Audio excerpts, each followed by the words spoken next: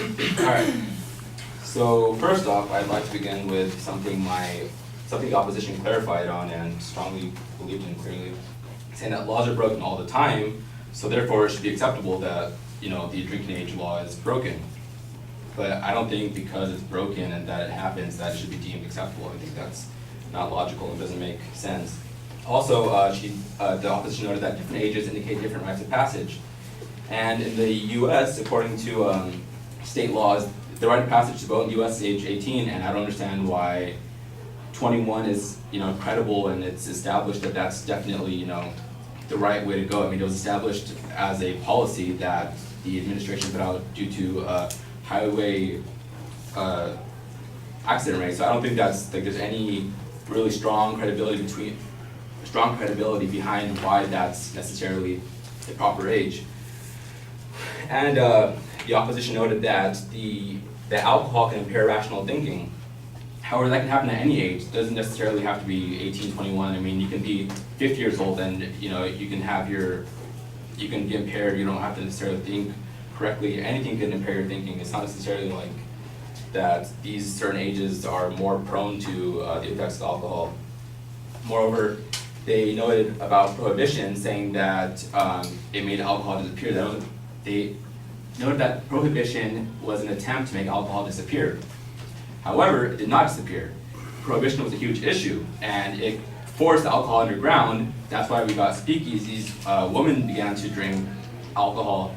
It was actually a big issue. It created a lot of bootlegging, selling alcohol illegally underground, selling.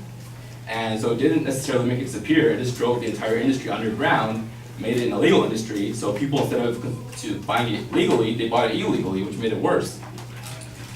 And they also made a reference to Europe.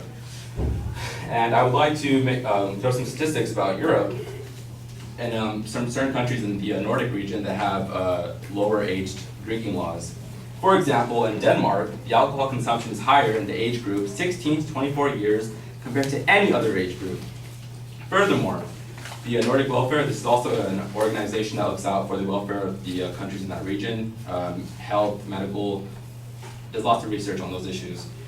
They found that between 1991 and 2005, the total annual alcohol consumption per person in Denmark has maintained a somewhat constant level between 11.3 and 12.2 liters.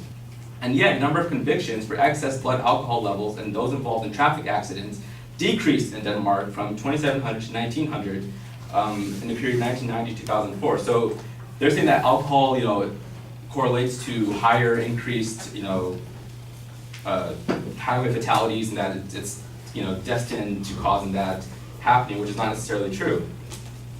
Moreover, violent assault rates in Denmark have increased considerably in the period 1990 to 2005, but since total alcohol consumption has remained unchanged in this period, the increased violent assault rates cannot be explained by this factor.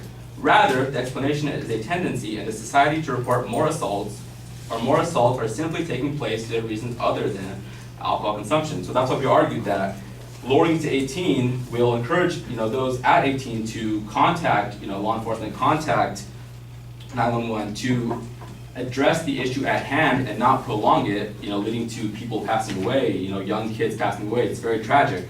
So alcohol does not necessarily imply that people are going to cause violence and get into accidents necessarily, but it's more of the fear of reporting it, and that can make a huge effect. That's why we want to lower it to 18.